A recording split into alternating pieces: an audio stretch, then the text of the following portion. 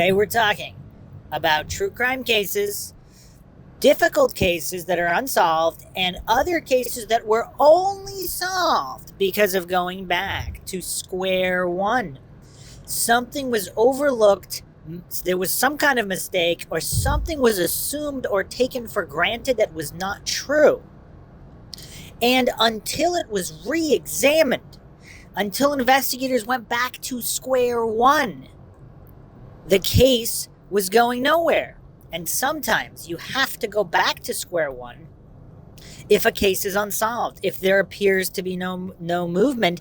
And even if there is, I mean, what is the problem with verifying the basics of a case by going back to square one? And we'll be taking a look at a couple different cases where this might be a great idea and might lead to them being solved, and why there might be some pushback against this idea by certain authority-worshipping cultists or narrative steers in certain cases. Now, in certain cases, there seems to be a lot of pushback against going back to square one. If you haven't guessed it, of course, the Maura Murray case, one of the most mysterious disappearances of all time. I mean, there are so many coincidences and giant elephants in the room. There's nothing but giant elephants in a room, and there are still coincidence theorists and narrative steers, trolls, and obfuscators pretending there are no elephants. I mean, there's nowhere to move because of the elephants.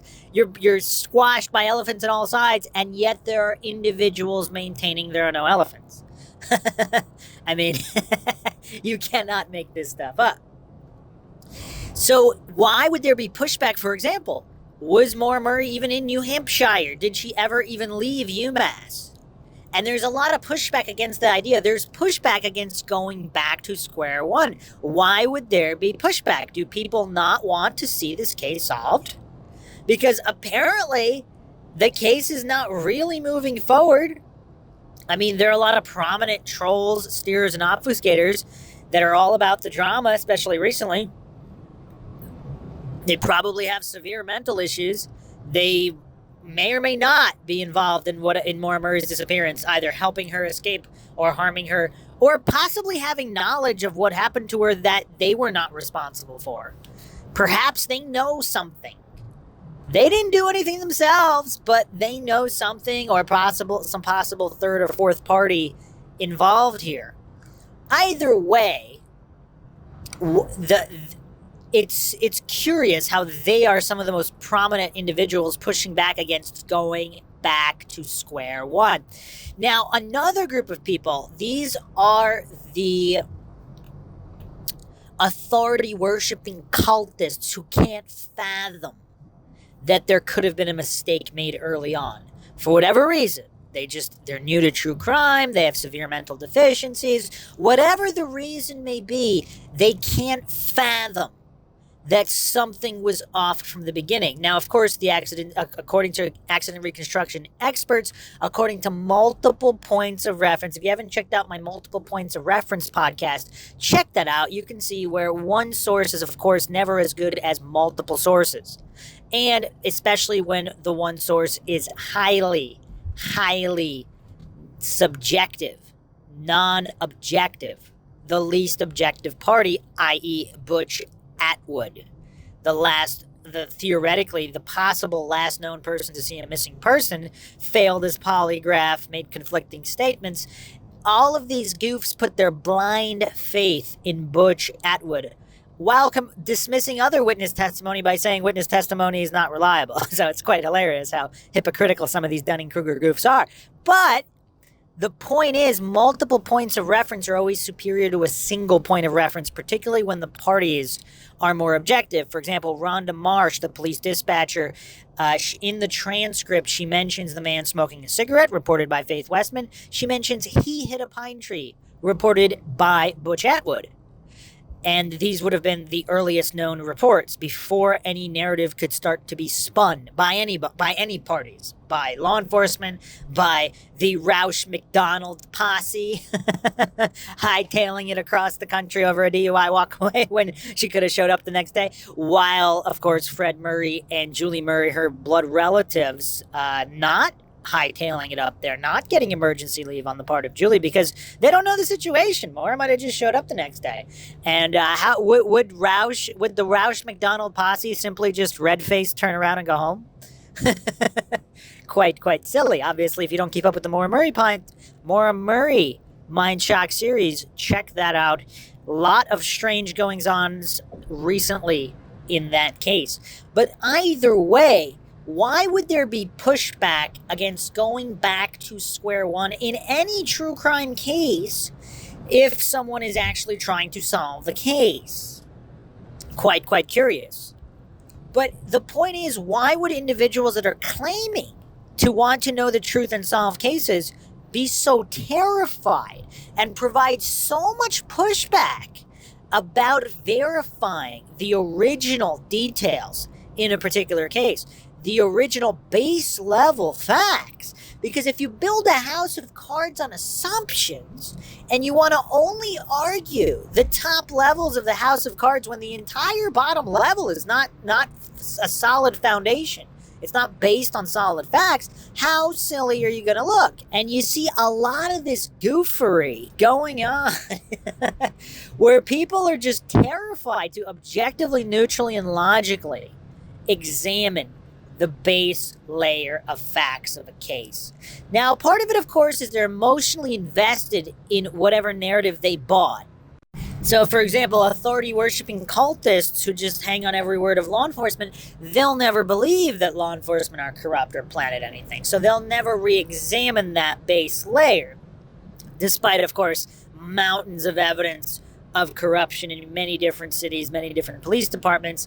Again, I am not saying that's the majority in any way.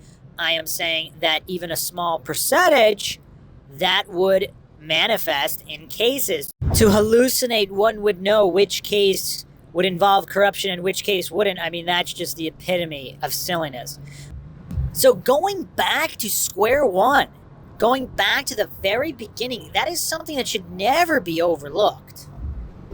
Humans make mistakes. It's not that revolutionary of a concept. Humans are fallible.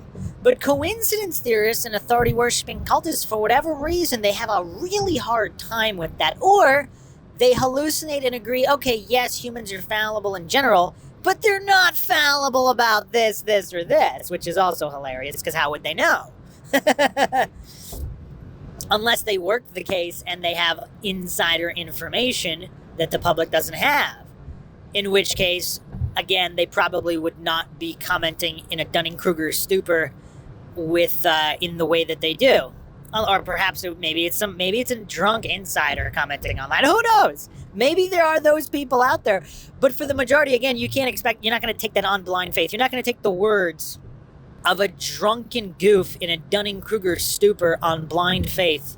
I mean, that's even sillier. So either way, going back to the very beginning, for cases that are as of yet unsolved, that is a great idea. Furthermore, in other cases that have been solved, a lot of cases are only solved because someone was willing to go back to the beginning, or by sheer accident or happenstance, something came to them that proved one of the earlier assumptions was untrue. Either way, going back to the beginning was the critical factor in solving some of these cases. So it's very, very intriguing on why certain individuals don't want to go back to square one and don't want to verify initial information. There's an old saying, trust but verify. On MINDSHOCK, I've modified that. The MINDSHOCK motto, of course, is the only thing we know for sure is that we don't know anything for sure. But then also, not trust and verify, but distrust and verify. Because, of course, humans are fallible. Sometimes humans lie. Sometimes humans engage in corruption. And sometimes humans simply make mistakes and they don't realize that they are reporting information that's not true, even if they believe it to be true. Even if they're honest and they're honestly trying to do their job, they're reporting information that's not true.